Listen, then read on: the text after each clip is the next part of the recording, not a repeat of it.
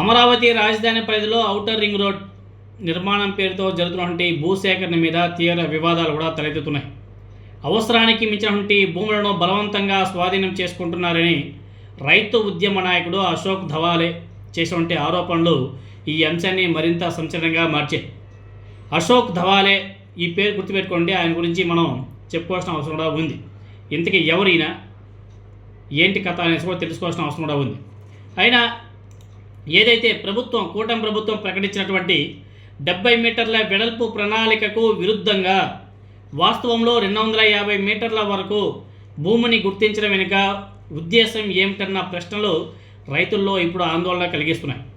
రాష్ట్రంలో 22 మండలాల్లోని 121 గ్రామాలకు చెందినటువంటి సుమారు 10,000 ఎకరాల భూమిని భూసేకరణకు గురి చేయాలనే ప్రయత్నం జరుగుతుండడం ఈ సమస్య తీవ్రతను చాలా స్పష్టంగా తెలియజేస్తుంది. ముఖ్యంగా రైతులకు మార్కెట్ విలువకు తగ్గ పరిహారం ఇవ్వకుండా కేవలం ప్రభుత్వ ధర ప్రకారమే చెల్లిస్తామనేసి చెప్పడం వల్ల ఆ రైతులు ఆర్థికంగా తీవ్ర నష్టాలను ఎదుర్కొనే పరిస్థితి కూడా వచ్చింది. ఇటువంటి పరిస్థితుల్లో అభివృద్ధి పేరుతో జరుగుతున్నటువంటి ఈ చర్యలు నిజంగా ప్రజల ప్రయోజనాలకేనా లేకపోతే కార్పొరేట్ ప్రయోజనాలకు దోహదపడుతున్నాయా అనే అనుమానాలు కూడా మరింత బలపడుతున్నాయి.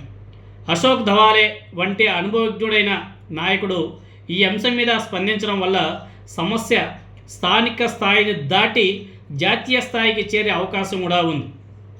ఈ అశోక్ ధవాలే ఎవరు, ఏమిటి కథ అనేసి ఒకసారి మనం పరిశీలన చేస్తే, గతంలో వ్యవసాయ చట్టాల వ్యతిరేక పోరాటం నుండి మహారాష్ట్రలో భారీ భూసేకరణను అడ్డుకోవడం వరకు ఈ అశోక్ ధవాలే సాధించినటువంటి విజయాలు ఈ పోరాటానికి నూతన దిశను కూడా చూపవచ్చు.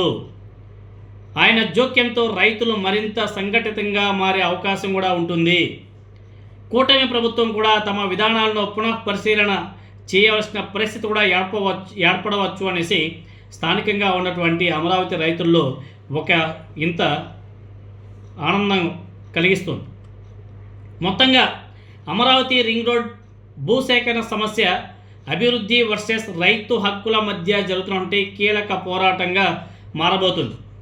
ఈ వివాదం ఎలా పరిష్కారం అవుతుందో అనేది రాష్ట్ర రాజకీయ ఆర్థిక దిశను ప్రభావితం చేసే అంశంగా నిలుస్తుంది.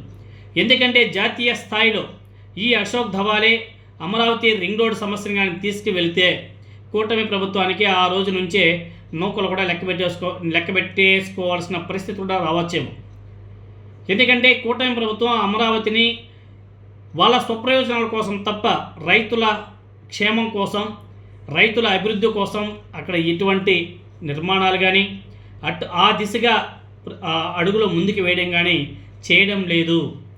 సో వాళ్ళందరూ కూడా ఈ అశోక్ ధవాలేకి కంప్లైంట్ చేయడం వల్ల అతను దీని మీద దృష్టి పెట్టాడు కాబట్టి ఫ్యూచర్లో రైతులకు మేలైనా జరగచ్చు, లేకపోతే ఈ కూటమి ప్రభుత్వానికి కౌంట్ డౌన్ అయినా సరే స్టార్ట్ అవ్వచ్చు అనేసి స్థానికంగా ఉన్నటువంటి అమరావతి రైతులు దీని మీద ధీమా కూడా వ్యక్తం చేస్తున్నారు.